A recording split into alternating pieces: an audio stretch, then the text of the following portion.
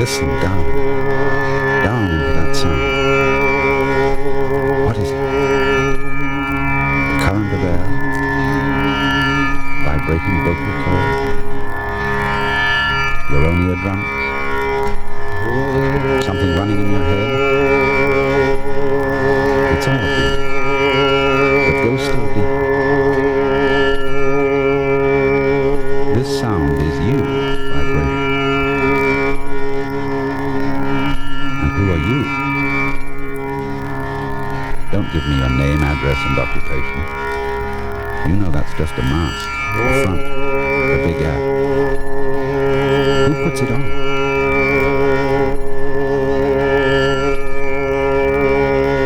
Who puts it on? Your body? What an act that is. And who puts that on? Your father and mother? Did they put you on? Come on.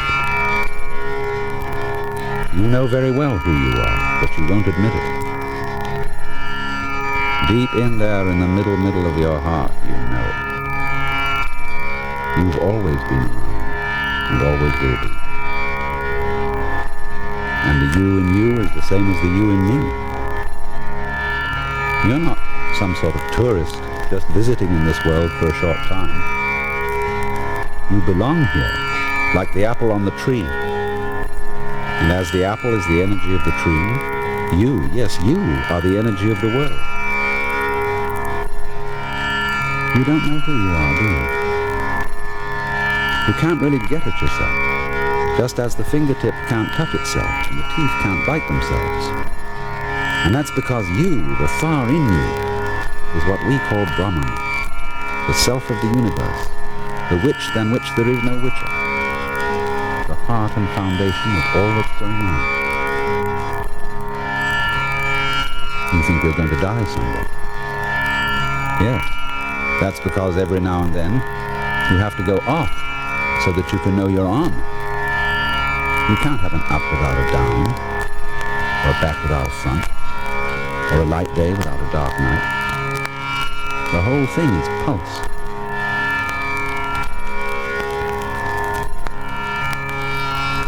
So what are you doing, Bum? You're playing on and off with yourself, hide and seek with yourself. You're just passing eternal time with adventure. You forget who you are, really.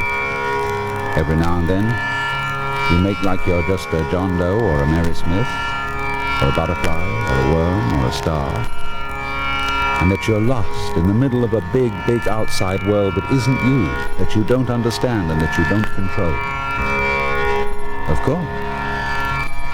There has to be something else, something other, bring out the feeling that you are you. And so that you can feel really you, that outside world has to feel really strange, different, weird. You old trickster. Deep down in, you know the whole bit. And therefore what you want is a surprise. So you have to let things get out of control. You have to feel lost and lonely to know you as you. You play the thing out by inventing lusts and loves, fears and terrors, gnawing anxieties and screaming mimes. Also you can imagine, it's not really me, it's it that runs the show. But our secret is, as we say, Tattvamasi. You are it.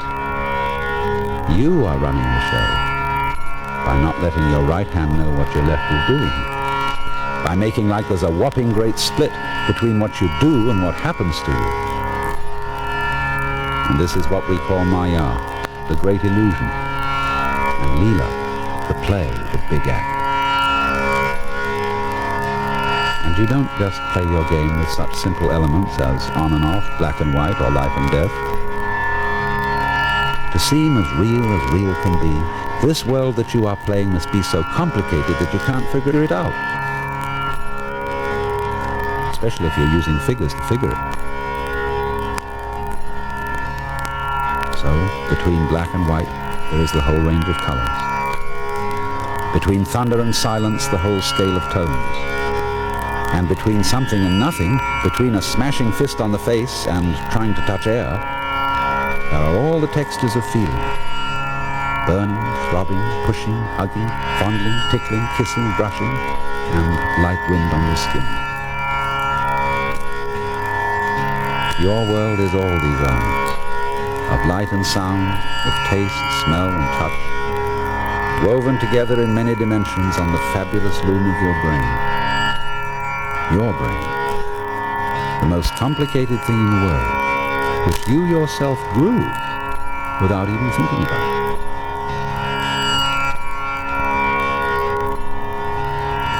You have always been alone.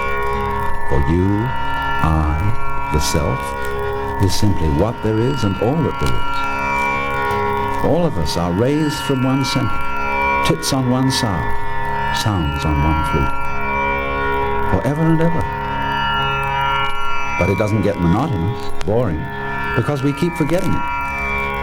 We keep the ons on by putting offs between them. How big is it? And how long is on? And how long off? Don't take these figures literally, for their purpose is just to give an idea of vastness.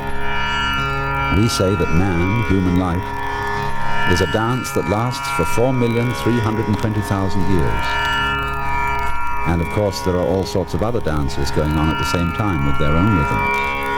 Star dances, rock dances, fish dances, insect dances, plant dances, and strange animal scenes like crocodile dances, elephant dances.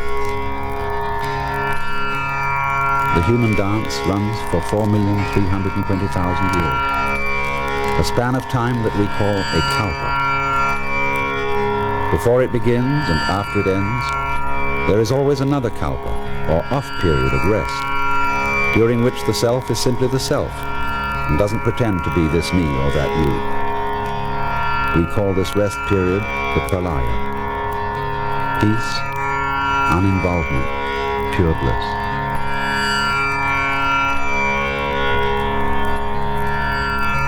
When 4,320,000 years of rest draw to a close, the Leela dance begins again, though it always seems like the first time. Every day is today. And then through many centuries, through many pulses of waking and sleeping, life and death, you stretch your world out through a span of time that varies in mood like the rainbow, running from purple to red, from royal delight to destruction and fire. For as there is no purple without red, there is no pleasure without pain. There are thus four great divisions of the kalpa. We call each one a yuga, and name them after the four throws in the Hindu game of dice. Krita, the perfect throw of 4. Treta, the slightly imperfect throw of 3. Dvapara, the throw of 2. And Kali, the worst throw of 1. And so the first period, the Krita Yuga, runs for 1,728,000 years, during which the whole world is as perfect as a fresh flower and as unblemished as the skin of a young girl. The second period, the Treta Yuga, is a little shorter. It runs for 1,296,000 years, during which a small element of evil and decay comes into life, and the tips of the petals are very slightly brown. The third period is the Dvapara Yuga, running for 864,000 years. The syllable Dva in Dvapara means 2, double, or dual, so that in this age the powers of good and evil are equally balanced. The fourth period is Kali Yuga, running for only 432,000 years, in which the power of evil and destruction takes over.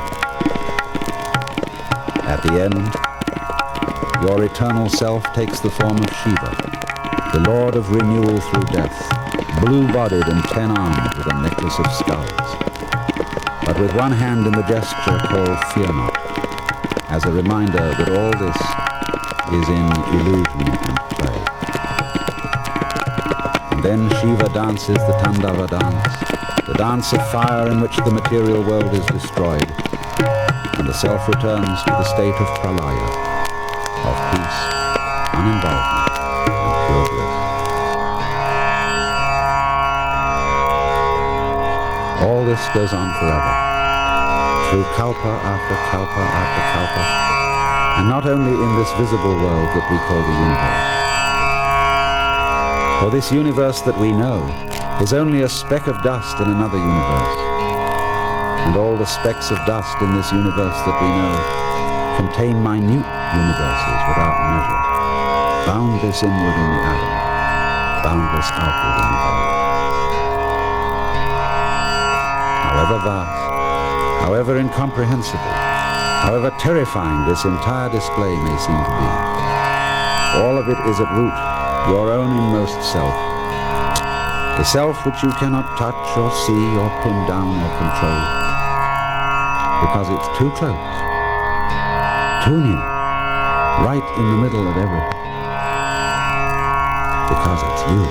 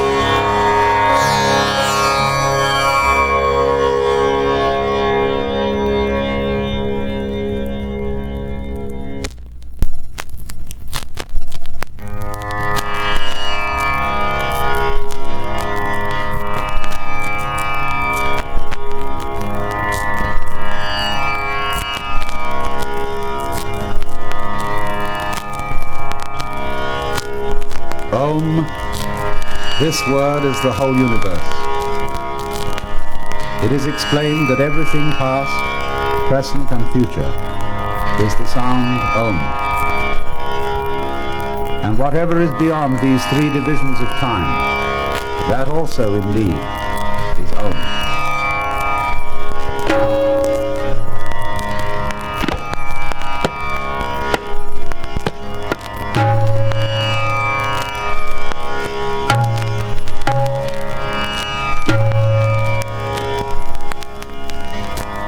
In the beginning, there was only the self, like a person alone. Looking around, it saw nothing other than itself. It first said, I am. And so there came the name I. Thus to this day, when one is asked, who is there? He replies, it is I, and then gives what other name he may have. The self was afraid, as one who is alone is afraid. But it thought, since there is nothing beside myself, of what am I afraid? Whereat the fear vanished. For what could it have feared? Fear can come only from something other.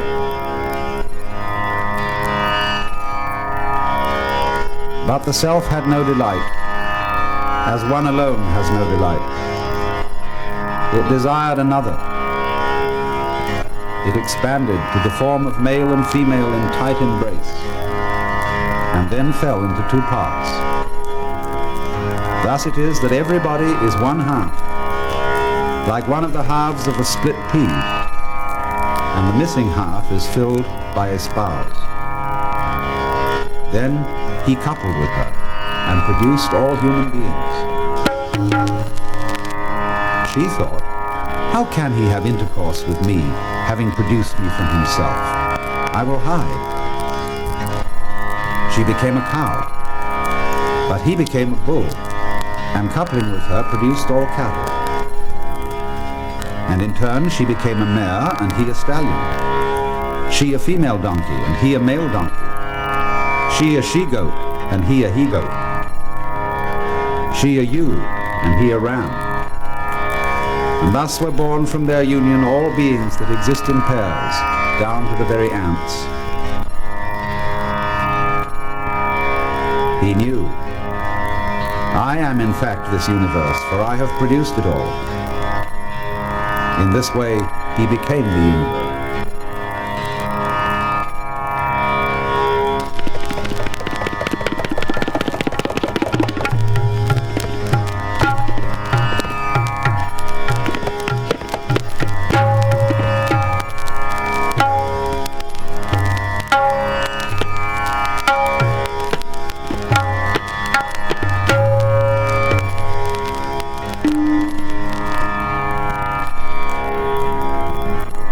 By whose direction is the mind aware of objects? By whose command does life first move? By whose will is this speaking uttered? And what God empowers the eye and the ear? It is the hearing of the ear, the awareness of the mind, the very sound of speech, the life of the breath, and the sight of the eye. Therefore the wise, surrendering themselves, go beyond this world and are immortal. But it is beyond the reach of sight, speech, and thought, and we neither know nor understand how it can be taught.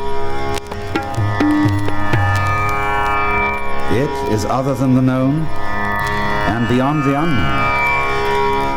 Thus we have heard from the wise.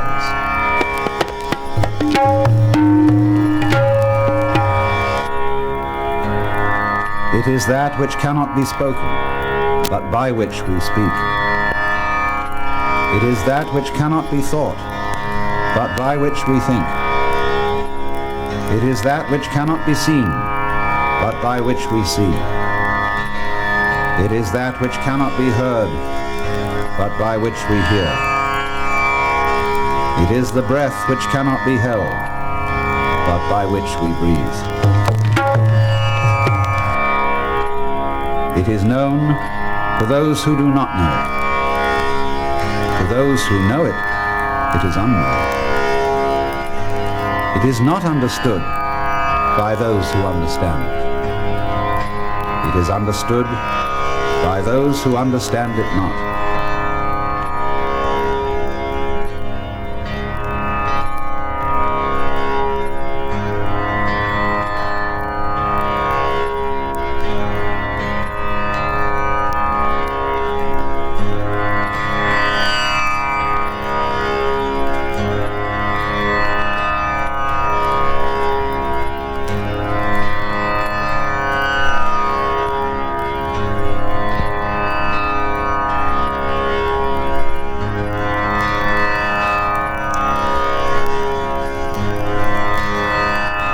There was never a time when I was not, nor you, nor these others. Nor will there ever be a time to come when we shall cease. As one passes in this body, through childhood, youth, and old age, even so is the taking on of other bodies. This does not trouble the wise. Of the non-existent there is no coming to be. Of the existent there is no ceasing to be. That by which all this is pervaded cannot be destroyed.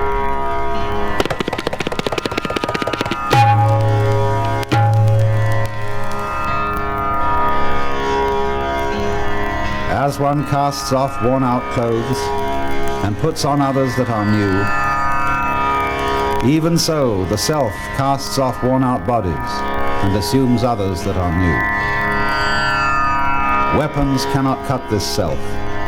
Fire cannot burn it. Water does not make it wet, nor the wind dry.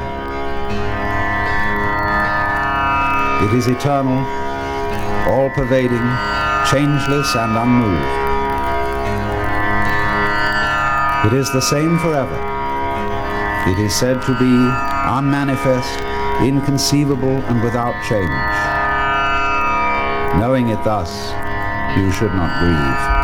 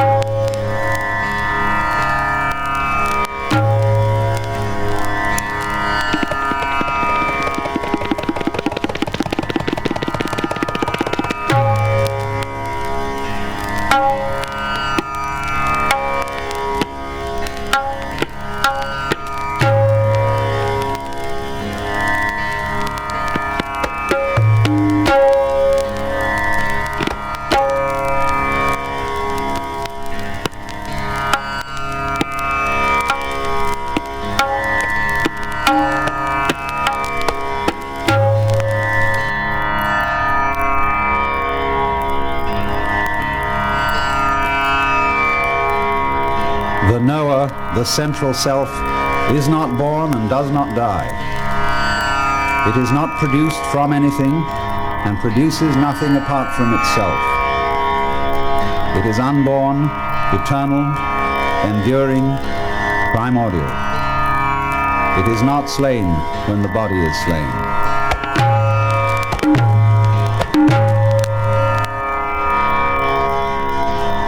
If the slayer thinks he slays, or if the slain thinks he is slain, neither understand. It neither slays nor can be slain.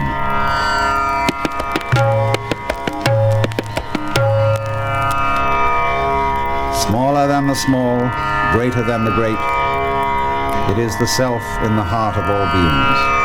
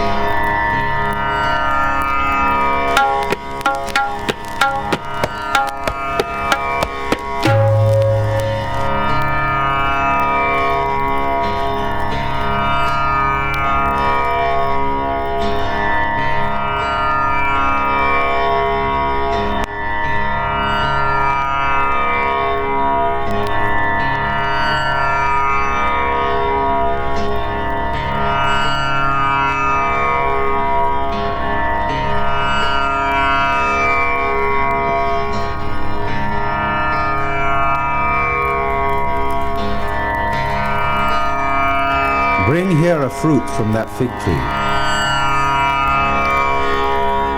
Here it is, sir. Break it. Sir, it is broken. What do you see inside? There are, sir, these minute seeds. Break one of them. It is broken, sir. What do you see there? Sir, I see nothing at all. My son, that subtle essence which you do not see is the self of this whole universe. That is the real. That is the self. And you are it.